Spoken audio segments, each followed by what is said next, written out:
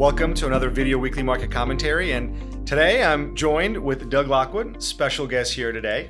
Doug is one of our lead wealth partners here in the Auburn, Indiana location.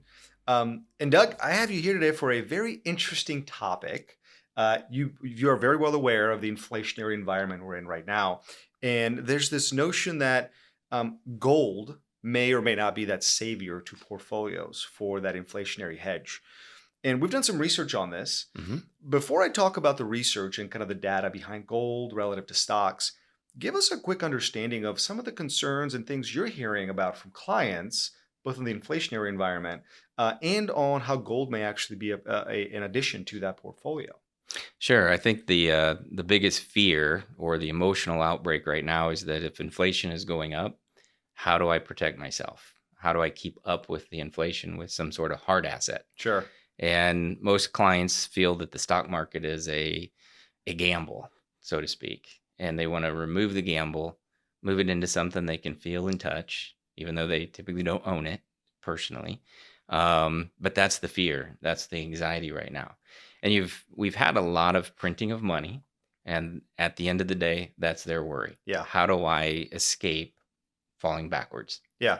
And inflation, undoubtedly, right? One of the highest periods of inflation since the 70s and 80s, and certainly something to be concerned about.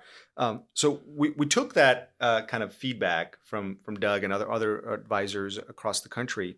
And the research that we're going to share with you here, that we're going to put up as a link to this video, kind of looks at all the 6 major inflationary periods since 1972, right? Because the dollar moved away from the gold standard in August of 1971. So we started in January 72 through here in 2022.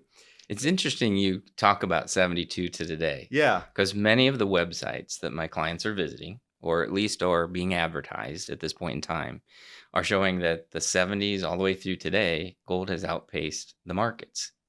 I don't think that's true, is it? No, it is not. It is not, right? So in those six inflationary periods in the data set, gold has been a savior in just those periods 50% of the time, Doug. So flip a coin and gold will help you or actually derail your long-term plan. What's interesting is that when we look at the gold data, unless you take into account the movements of the dollar, monetary policy, sentiment and fiscal policy backdrops, it's very difficult to make the claim that gold is going to be that answer. Moreover, in looking at the entire period of 72 to 2022, the S&P 500 total return has outpaced gold by about 343% added return, right? So there are certainly pockets where gold has done well. From a longer term perspective, equity market participation has yielded better results historically than that of gold. So why do you think that is? I get a lot of questions around that. It comes back to the market's a gamble. And my original thought was the market's only a gamble if you play it like a gamble. Right. Buying and selling, right? Yep. But I also look at it from the standpoint of if I'm investing in Walmart or Amazon or Raytheon or Microsoft, all of those companies have the ability to raise price, which is the fear of the inflation. But if you're in the market, in those companies, you're staying ahead because those companies are staying ahead. Right, Is because that right? they're reacting, they're responding to rising prices, right? Year to date has been a great example of a lot of companies maintaining record profit margins amidst rising prices, and then they are kind of pushing those down to the consumer and still responding relatively well.